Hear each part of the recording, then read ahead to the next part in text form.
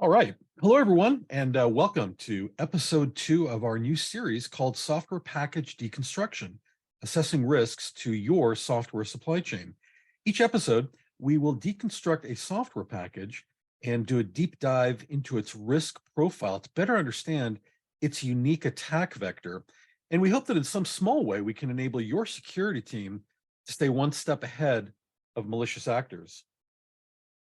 The man who will be deconstructing these software packages for you is Tim Stahl, a seasoned security professional with almost 20 years of experience in information security, with additional experience in information technology related to both the engineering and administration of enterprise networks.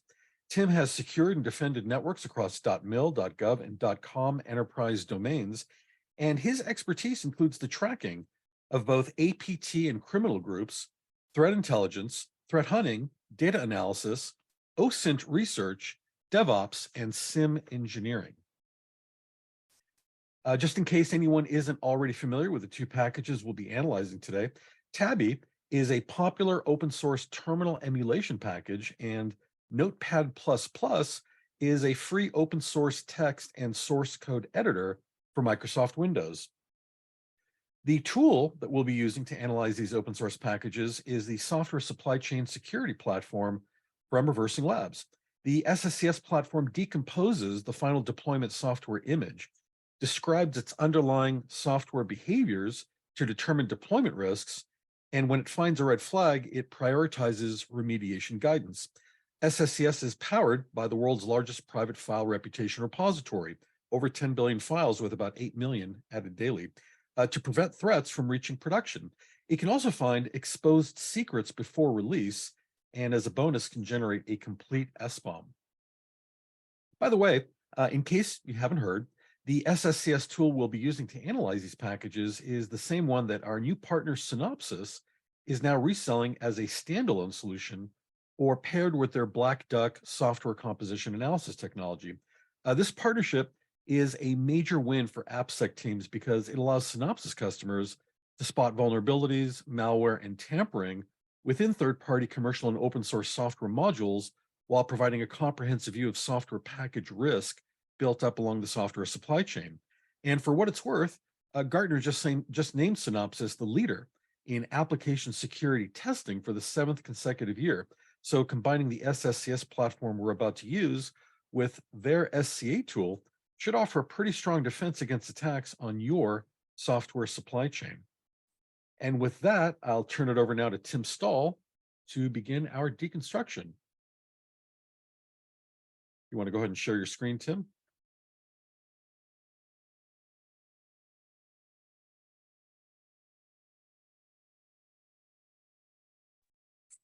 Tim, you are muted still.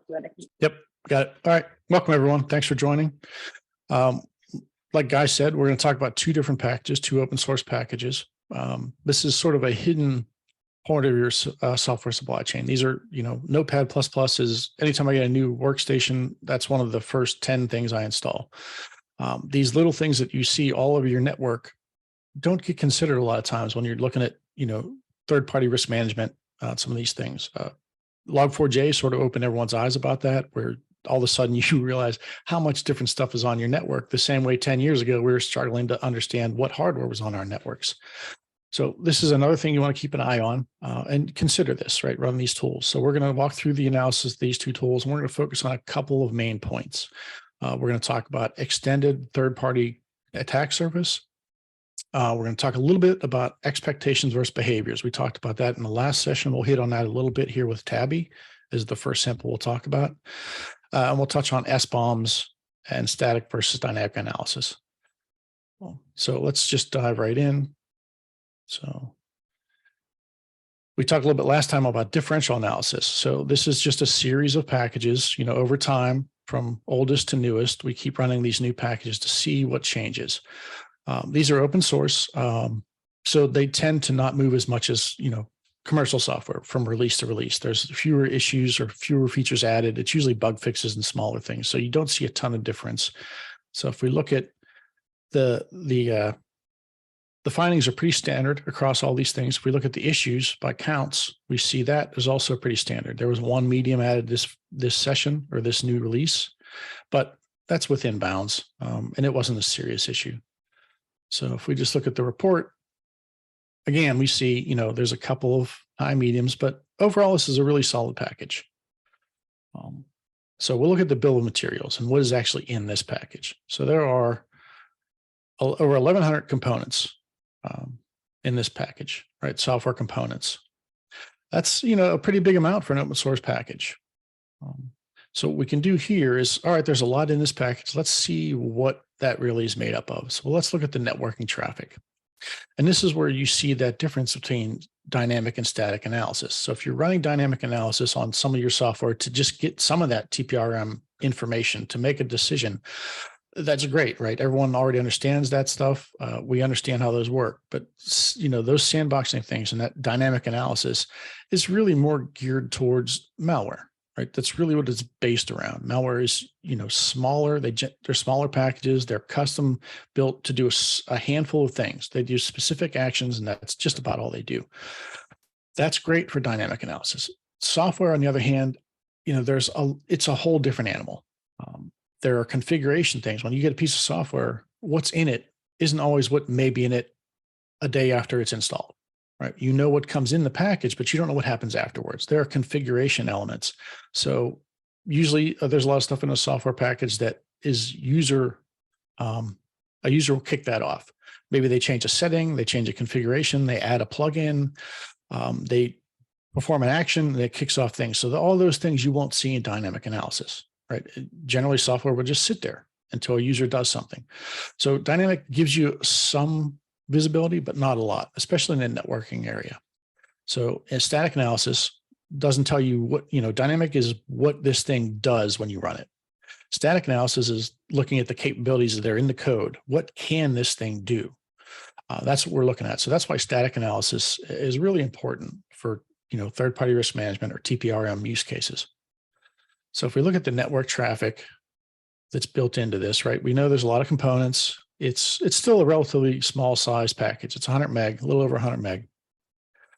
No serious issues, but we look in here, and there's a couple of searches I always run when I'm doing this. All right, what I'd like to look for are third-party code repositories. So I have a regex search that has a bunch of the most common ones in here. And now we're down to 6,000. Right. So initially we had 26,000 strings in here that were network related. But let's just look at code repositories. So there's 6,000. That's still an extremely high number. You do see a lot of this stuff in, normal software. You'd be surprised how often you see links to GitHub and open source package elements or projects. So there's a lot in here. Let's open this up and see the larger list. So you can see, you get a sense of what is going on. And you can see here by the structure of GitHub or whatever the repository element is, you can see what the package name is, what the project name is, right? Git Century. So there's a lot of different, this gives you sort of a hint of what's going on, right? So at least we have a sense now that there's a lot of third-party elements in this. In an open source software, that's not really surprising, but usually not to this scale. So let's look for common executables that we see coming down from those third-party repositories. And now we're down to 48. So there are a lot of links and a lot of network links to these repositories, but only this small handful actually points to executable code. But this is all that extended attack surface, right? These may not be in the package when you run it, but if you enable a plugin, you add another feature, you click on something to configure something, you may pull down another package. This is that extended attack surface. It's not in there when you install it. It's not in there when you do your analysis, but it can be a follow-on install, whether it's automated or it's by user interaction. So these are elements that I don't think get talked about a lot. This is important to look at. These are important things to consider. And then you can look for the packages themselves if you want to get deeper into that. Again, the code is available there. You can skim the code if it doesn't look right. And we'll show that in a little bit. So, and then in this one, last session, we talked a lot about behaviors and how you can use the behaviors that are derived from static analysis to get a sense of what this thing can do and compare that against your expectations. So this is a terminal application. We expect to see a lot of networking related stuff. That's, what terminals do a lot. So we'll go to the behaviors tab here. And we'll specifically look at that. Let's look at just the network related behaviors. We'll open that up. And there are 41 different behaviors. And you can see things that we would expect to see. It can create a socket. Yep, that's fine. Opens a TCP connection, can talk HTTP, opens a raw TCP socket, right? These are all things I would expect from a terminal. Now, we have this frame of reference. We understand what a terminal is, so it makes this easier. But there may be other pieces of software that you don't really understand, that you've not used before, you're not aware of. So another way to do this, like we talked last time, right? If you want that context, then you can run a couple of earlier samples to get a sense of what you expect to see. And then you run your first sample that you have that frame of reference. You understand what to expect from release to release, what the issues are, and whether those issue counts grow or fall over time. So in this way, if I wanted to get context for this, maybe this is a terminal application and I've never used a terminal before. Another good way to get context is to go out and find 2 or 3 other popular terminal applications and run those as well and compare the behaviors. Do you see similar behaviors across all of them? That gives you a sense of what is normal. So there's all these little ways you can do this stuff and gain access. You know, for TPRM use cases as a software consumer, context is key, right? Just like everything else, it's all about context. But you are looking at a black box. You don't know what's in that software. You don't know what it's going to do. You can see the elements, but you don't know why they're there, what they perform. It's a little bit harder. So these are these tricky ways that you can get that context. You can understand what normal should look like. So that's another key element to think about when you're doing this stuff. So again, you know, there's a lot of network stuff, a lot of different protocols we'll see in here, DNS, you know, but nothing really, and I've been through this FTP, right? Again, sure, expect that, UDP. So this is pretty in line with what I would expect, but we'll look at other things that are maybe a little bit anomalous based on normal software. Let's see, where is my Packers? All right, so this is what this software is able to unpack, you know, to decrypt. This is a lot, right? This is more, there's 19 different things it can do, 19 behaviors related to encryption or decryption, right? So different algorithms it can run. Base 64, sure, that's not a GSIP, yeah, right? So you won't see a ton of this in other software, right? Notepad++ doesn't do a lot of this stuff.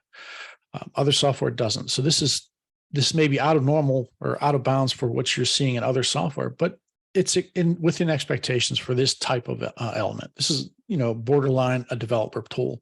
So we do see a lot of this stuff. So these, again, give you a sense of what this software can do. And then you can judge whether you expect that or not, and whether you want to allow that on your network. Just little ways to get more of that context, because everything else is, you know, hidden from you. If you're not the developer, you don't have the code, it's hard to say what this thing's doing. So this kind of stuff helps. You know, evasion is another good one, right? Anti-debugging methods. That's in almost every software, so that's not a big deal. But these are ways you can get a sense of this. We'll look at the SBOM. Now we'll go back to the SBOM. There's a lot, right? So this is another point I wanted to touch on. You'll hear a lot about SBOMs. You know, everybody in this space, you know, a lot of tools will deliver an SBOM. The thing to remember in this, and again, you know, there's no good or bad. There's no us versus them. That's not, you know, what we're talking about here. If you're a developer, you have to run different tools. There's just no way around that. You want to catch things early in the pipeline as possible, closer to the source as you can. So you want to scan the code early in the process. You want to scan it at points above, and then you want to scan the final build. Here, we just scan the final build, which is what you would need for TPRM. You want to see the whole package. So the whole package, once it's all built and everything's put into it, has 1,000 components.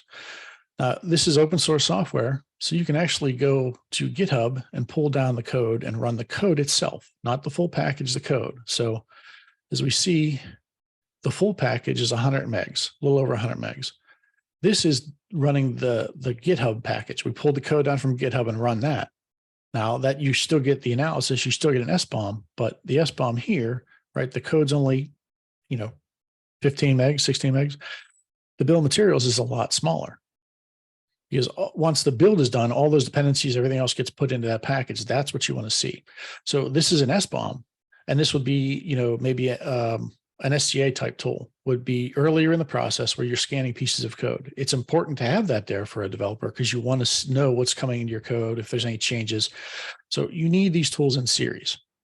As a consumer, you can still run this. You can still look through this code, but this is, an SBOM.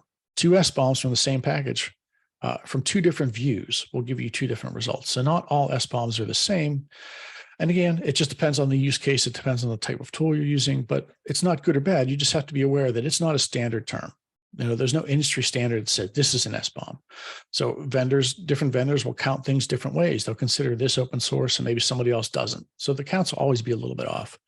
But in general, they're the same, right? We ran these same packages through a couple of popular SCA tools, and we got about the same results. They all found around 20 or so components.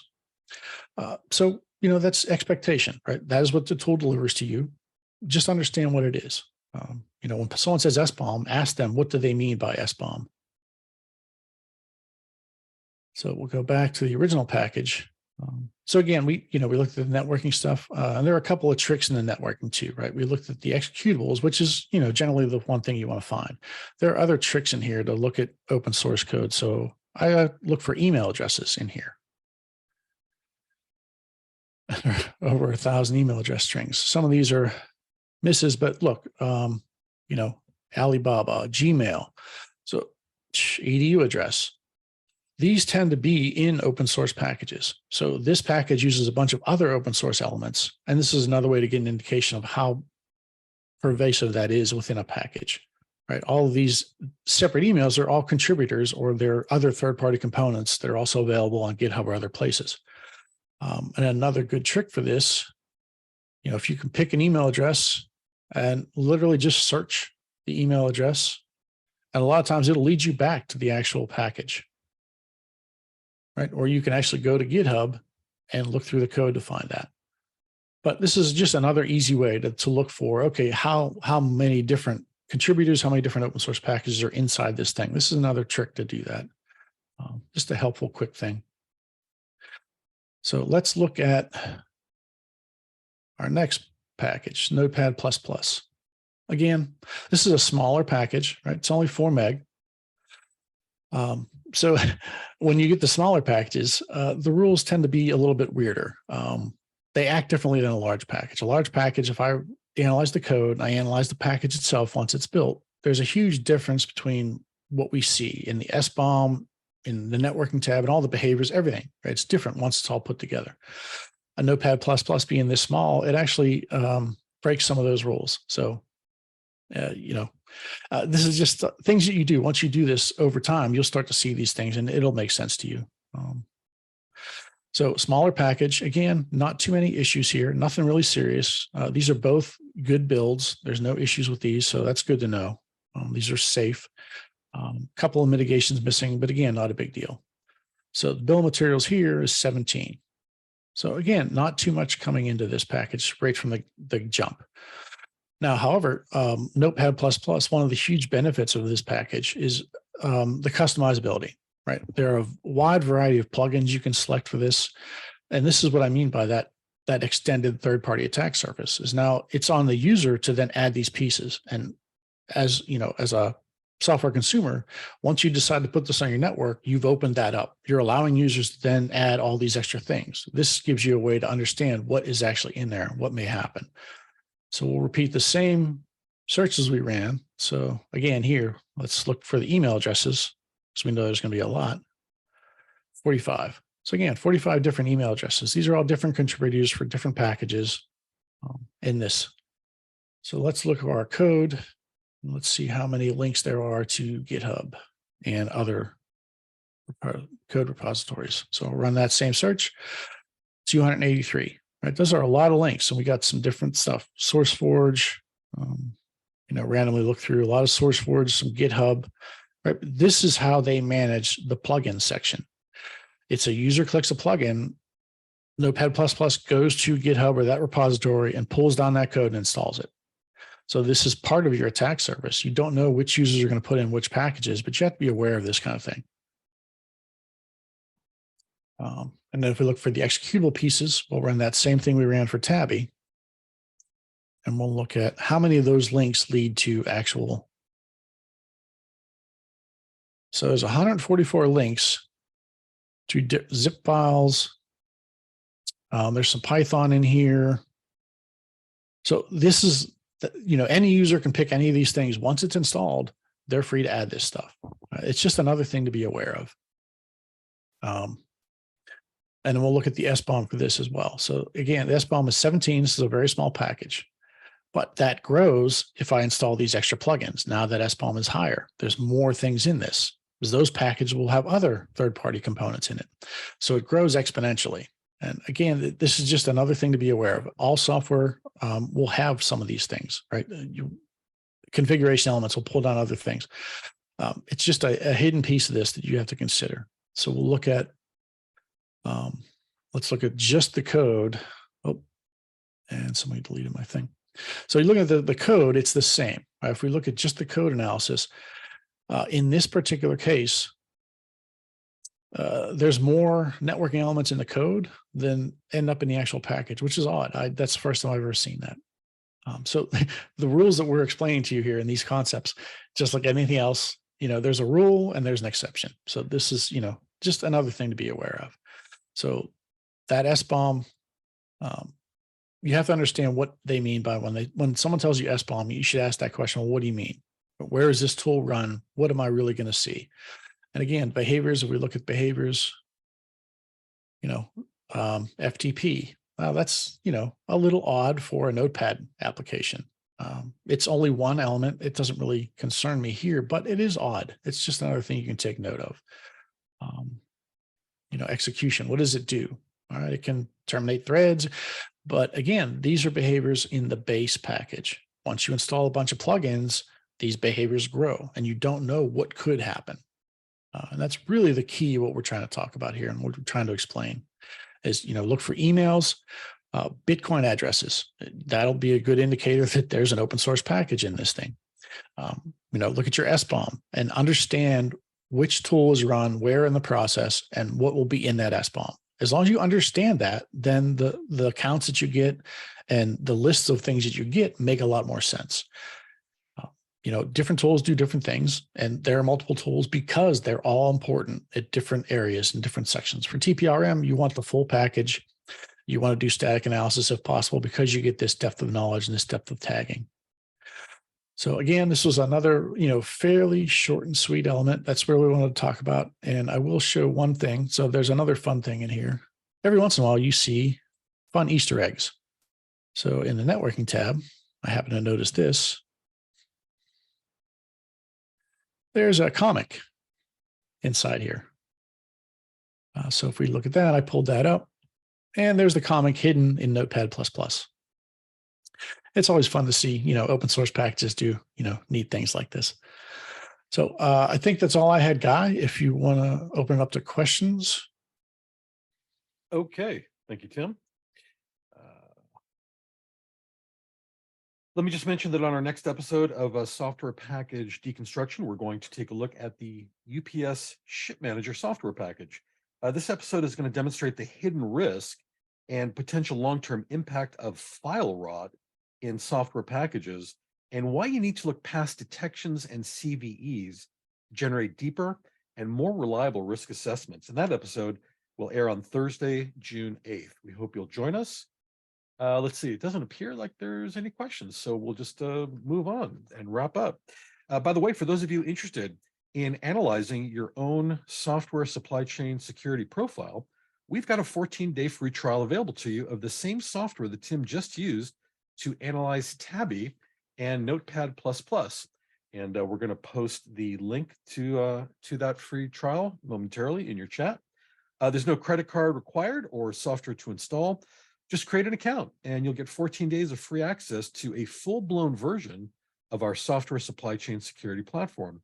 Use it to analyze malware and code tampering embedded in your software components or generate an SBOM listing all open source and third-party packages and software you're using, or leverage the platform to contextualize and prioritize alerts and threats in your software supply chain. Again, there's no charge. So please take advantage of this risk-free trial. And that concludes this episode of Software Package Deconstruction. Thank you all again for attending. Please be on the lookout for announcements about future episodes from Reversing Labs. Have a great rest of the day, everyone, as well as a great rest of the week. And remember to broaden your view of software risk by securing your entire software supply chain.